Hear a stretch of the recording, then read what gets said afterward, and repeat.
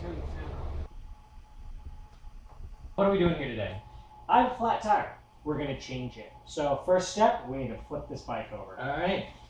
There we go. All right. Okay, this has a quick release mechanism. So to get the tire off, first we want to release the brake. There's a small lever right here. You just go like that, opens it up, and then we undo the wheel, loosen it up, and the wheel should pop right off effortlessly.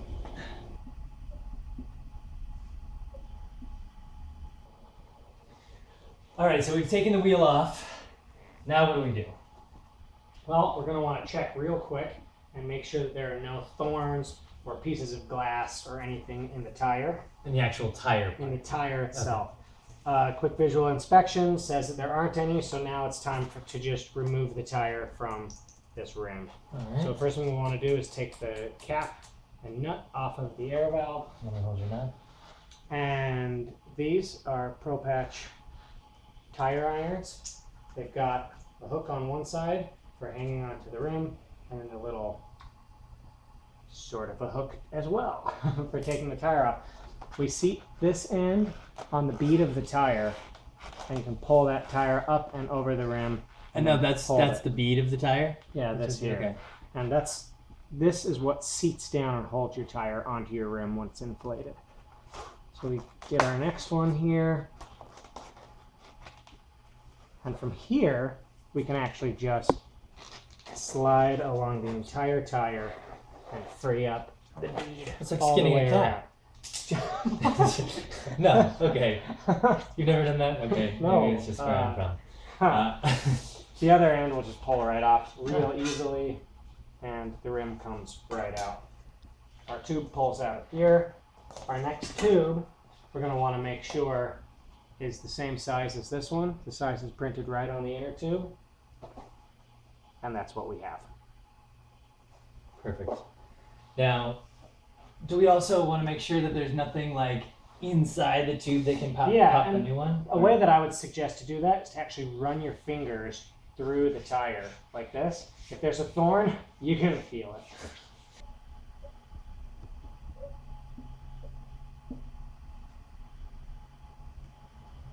Now, does the nozzle have to be anywhere in particular? It can go anywhere in the tire now? It can go anywhere in the tire now. We just need to make sure it's actually placed with the hole in the rim when it's completed. So you just put the tire all the way around in there. Your rim has a hole in it.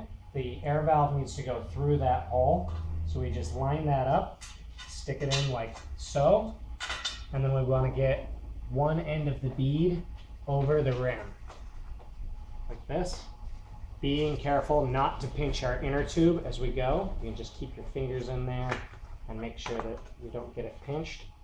And then to get it in, then I usually start at my air valve there, and we just start working that bead in. And just always make sure that that bead gets seated down without pinching the inner tube between the tire and the rim.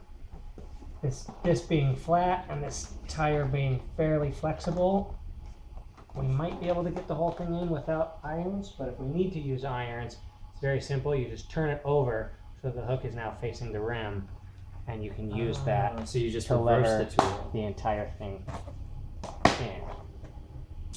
And then you want to go all the way around, just give it a good pinch and making sure that bead sits down nicely inside that tire.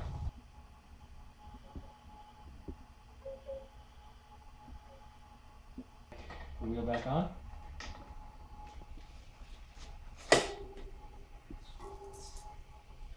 Make sure it spins nicely.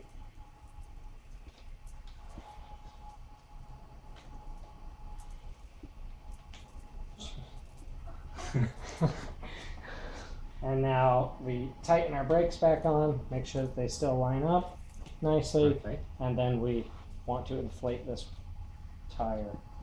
The maximum pressure is written on the side of your tire. For this wheel, it's 100 pounds per square inch. Our pump has a gauge on it, so you can see it. Now, if we get a little bit in there, it helps to go around your tire and just Make sure that push the it. bead's lining up. Make sure the bead is lining up.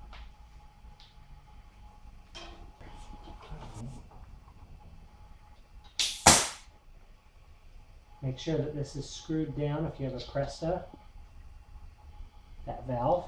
And replace the cap. And then you can do a quick check. Just listen for leaks. Have your face near the tire. You'll feel air. Your face is very sensitive. You'll feel air. You can hear air. But I think this tire is good. And then do a quick spin test to make sure you don't have any lumps or bubbles in your tire. And we're done.